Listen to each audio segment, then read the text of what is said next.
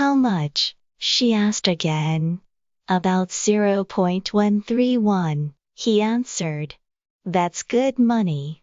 Can you lend me 0.051? Well, he hesitated.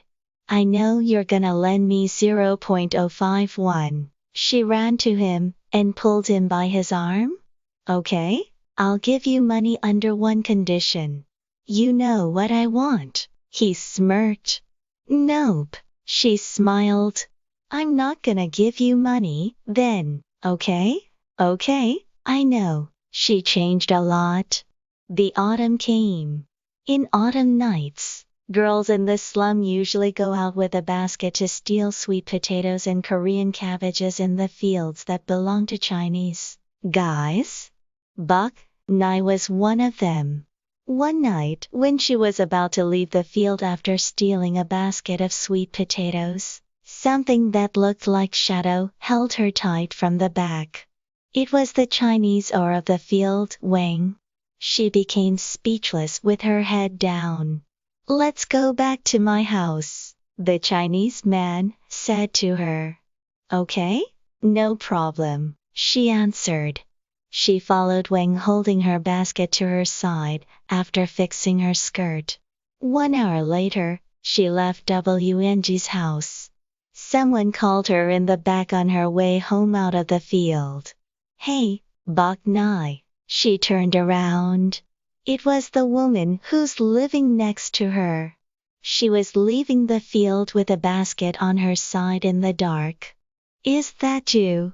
Were you with the Chinese owner in his place, too? Bok Nai asked.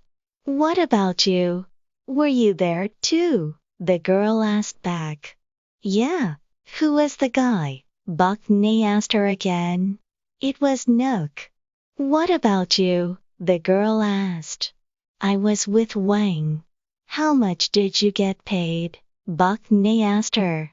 Nook, the miser just paid me 3 heads of Korean cabbage. The girl answered.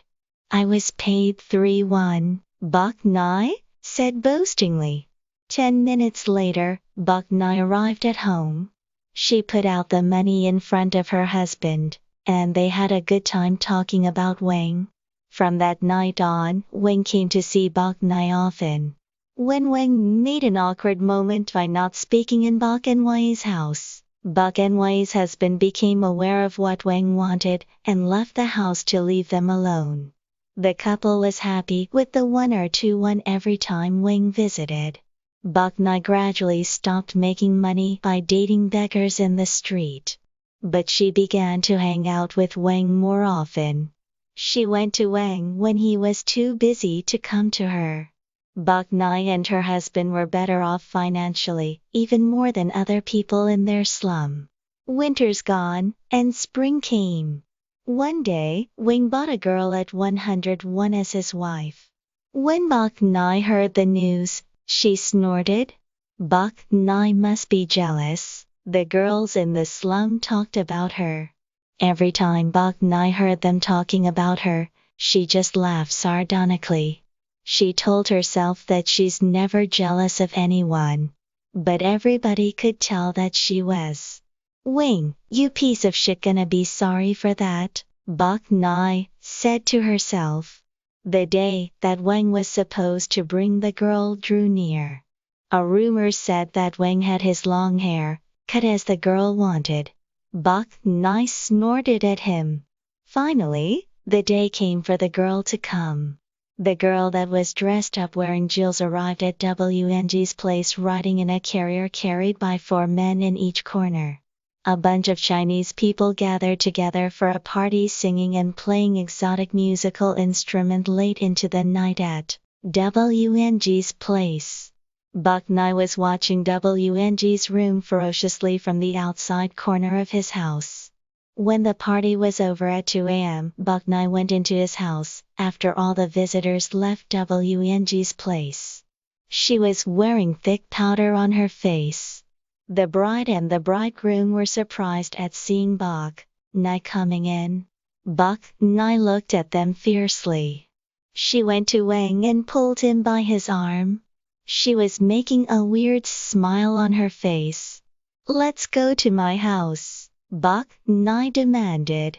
He was so confused that he couldn't say anything. Bok Nai pulled him again and repeated herself. Come on, let's go. I'm busy now, Wing said.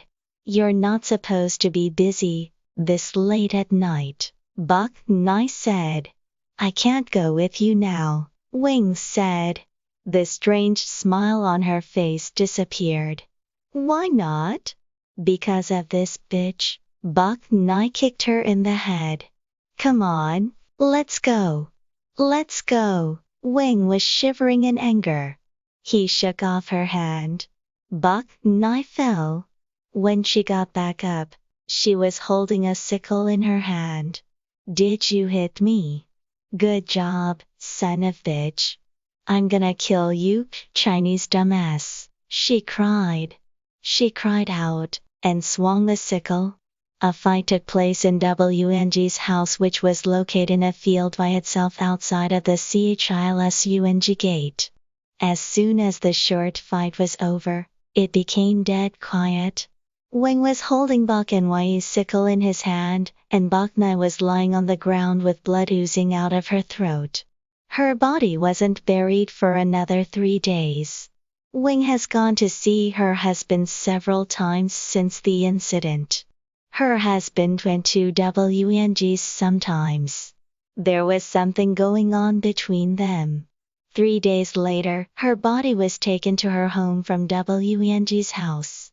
There were 3 people sitting around the dead, her husband Wang and a doctor.